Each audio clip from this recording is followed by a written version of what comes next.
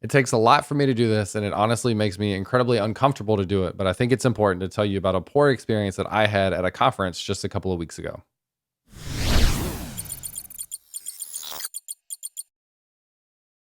What's up, everyone? My name is James Q Quick, and I do weekly videos about web development related topics. And one of the things that you may not know about me is I speak at a lot of conferences. This has been something that I've done since I started my career at Microsoft back in 2013. It's something I love. I love being able to be on stage, to interact with people, to meet my friends from Twitter and other places online, but then in person at conferences. And this year has been really big for that. And I can't wait till next year for more exciting conferences. But the recent conference that I went to, there were lots of negative aspects of, to the point where I think it's worth kind of calling out so people are aware of, unfortunately, the organizer and the event itself, to be weary of that in the future. Now, I want to say, like, this is a really uncomfortable thing for me, being in a position to feel like I need to call someone out at an event publicly is a really uncomfortable position, but I've seen lots of other people do it. And I think for the right reasons of making sure that people know not to have faith in the person that ran this conference and then future conferences that they might do because of some of the things that came up. So for what it's worth, the conference was Modern Front Ends Live, and this was in London. It was really interesting. It kind of came out of nowhere on Twitter, and all of a sudden people were submitting CFPs, which is a call for proposal. Usually those things take like weeks and months to review and to get an answer of whether or not you get accepted. And people were getting responses, including myself, within a day, within a couple hours, et cetera, which was a little bit weird. But like, I was so stoked to go to London because of the speaker lineup. Like, it's just jam packed of people that I'm friends with, that I look up to, like, so excited to meet all these people. And so one of the things I want to differentiate between, for me, in my experience, is like things that just weren't so great. And you probably have heard other blog posts and tweets and things talk about a lot of complaints. And so there's like two aspects of this for me. One is kind of a poorly run and organized conference. And then there's like questionably unethical things that happened. And the questionably unethical things, that's why I'm actually doing this video. It's not because logistically some things were off, although that was unfortunate. But some logistical things, like they didn't have a schedule set for speakers until like a few days beforehand. And keep in mind, these are speakers that are flying internationally, for example, and have already bought flights, but don't know what time, or had to buy flights beforehand before they got super expensive, but didn't know what time they were speaking. So they basically had to account for the entire conference, which was what I did. And I was happy to do that because I planned on being there the entire time anyway. So for me, that worked out, and it didn't really matter a whole lot what time I was speaking. So it ended up working out, but that's really inconvenient for people who had to schedule their flights beforehand without actually knowing when their responsibility was for speaking at the conference. So that was one thing. Another thing that happened is they signed up a lot of workshops. And so people, including myself and Amy, were scheduled to give workshops, although we didn't have an official schedule, just like slotted to give a workshop at some time on the workshop day. And because of the attendance for those being super low, a bunch of the workshops got canceled. I was happy to have my workshop get canceled because I didn't want to do a workshop for 2 or 3 people. Probably most workshop runners, people who run workshop, would feel the same way. The problem is, though, they had been promised that their hotel night would be covered the night of the workshops, or the day before. So they would get in a day before to then do the workshops the day before and have that hotel night covered. After then canceling the workshops, the sponsor in the conference decided not to pay for that room for the person coming. Again, keep in mind, these are people that have already booked their flights internationally, for example. Not everyone, but a lot of people international. So they've already booked their flights, and now they just have another hotel room night on their own dime that they have to pay for. So for me personally, I paid for my flight. I paid for the majority of my room nights in my hotel. And going into this, even though I was like, some of these things are just not lining up so well, I was happy to do all that because I knew it was worth the investment for myself as an individual content creator, that being my full-time job. It was worth the investment for me to go to London, to be there because of the other speakers and people that I would meet in person, get to have networking opportunities. I've already had a few conversations with potential sponsors. So all that has like well paid off, and I had an amazing time with all the people that were around. But just logistically, not so good from an organization perspective, and that's fine.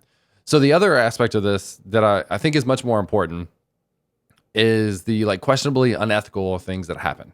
And so there's two really big things that happened. One, if you go on the website, and I don't know if I've actually said this yet, but Modern Front Ends Live is the conference. It's modernfrontends.live is the website. And if you go on there, they advertise 3,000 developers with 100 plus speakers. And at some point, they have a picture of the venue, and it literally has like the caption, the venue.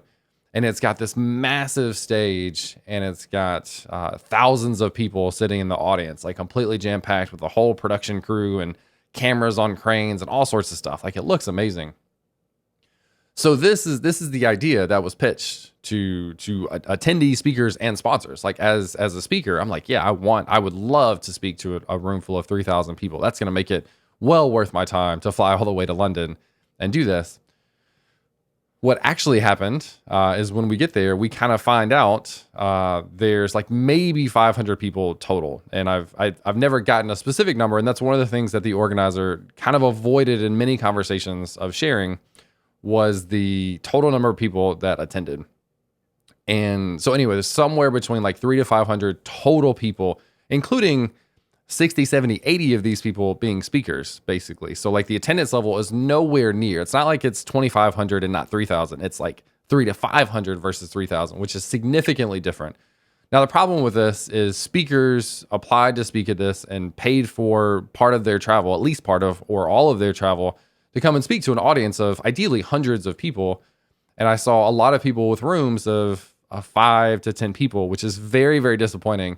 And I remember seeing a look on like someone's face and just thinking, like, I was kind of heartbroken, to be honest, of like the disappointment in their eyes of speaking to such a small group for a topic that they're very passionate about and want to be able to share that with people. Then from a sponsorship perspective, there are sponsors, and you can scroll through and see a list of all the sponsors. There's some big names that you'll recognize are spending thousands of dollars on sponsorships, with the sponsorship being gauged on a number of 3,000 attendees. So if I've done this before at companies that I've worked at, when you sponsor a conference, you're looking at how many people do you have the ability to interact with? How many people are ideally going to stop by your booth, are going to interact and have conversations with you, are going to learn about your product, etc. 3,000 attendees, especially this day and age post-COVID, that's a huge conference, and that's a huge opportunity for sponsors. So they went into spending thousands of dollars based on the expectation that there would be maybe not exactly 3,000, but 2,000 or 2,500, somewhere in the ballpark of what was promised. And that just wasn't the case at all. So for companies that sponsored, that paid thousands of dollars, I know lots of them are extremely disappointed.